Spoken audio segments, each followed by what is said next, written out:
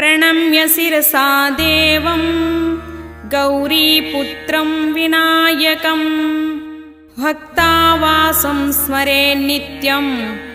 आयुष्कामार्धसिद्धये।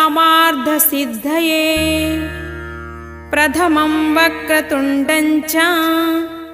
एकदन्तं द्वितीयकं तृतीयं कृष्णपिङ्गाक्षं गजवक्त्रं चतुर्धकं लम्बोदरं पञ्चमं च षष्ठं विकटमेव च सप्तमं विघ्नराजं च धूम्रवर्णं तथाष्टकं नवमं बालचन्द्रं च दशमं तु विनायकम् एकादशं गणपतिं